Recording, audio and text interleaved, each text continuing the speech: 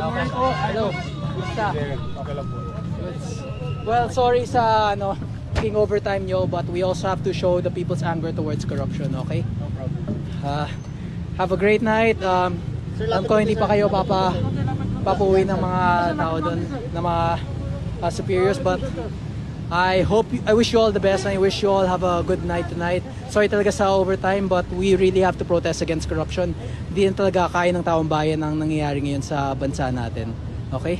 Pero I just want you to know I hold no personal anger against our police force and our military. You're all just doing your job, and at the same time I'm also just doing my job. Okay? Thank you, sir. Thank you. God bless. Thank you. Ingat kayo, sir. Thank you. Thank you. Thank you.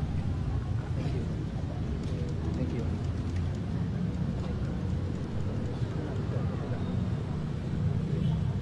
Okay na. So, bigyan natin ng dance kung Yung bukas, yung next day surprise, hindi ko sasabihin kung saan subdivision, hindi ko sasabihin kung ilan kami, hindi ko sasabihin kung anong oras.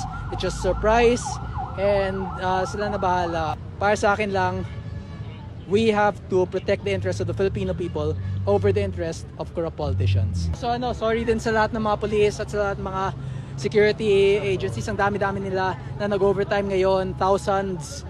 Pero kailangan talaga ito ng bansa natin. If we do not show, not just the local community, but the international community, that there is chaos and there is corruption within our system, then there will be no change. Hindi natin pwedeng ulit-ulitin lang yung mga nangyari for the past few years, ever since Marcos sat down and Romualdez became speaker, lahat ng ito, this has only been getting worse and worse. At hindi natin pwedeng hayaan lang ito.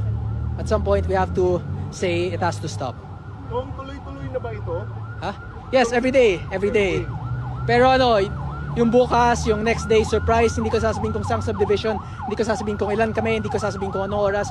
It's just surprise and sila na bahala. If they want to protect kung gusto na protektahan yung mga magnanakaw dito at yung mga magnanakaw na nakatira sa mga mamahaling subdivision, sa mga private subdivision na mga 200, 300 million per lot or yung iba mga 1 billion per lot, then that's fine. That would be perfectly okay. But para sa akin lang, we have to protect the interests of the Filipino people over the interest of corrupt politicians.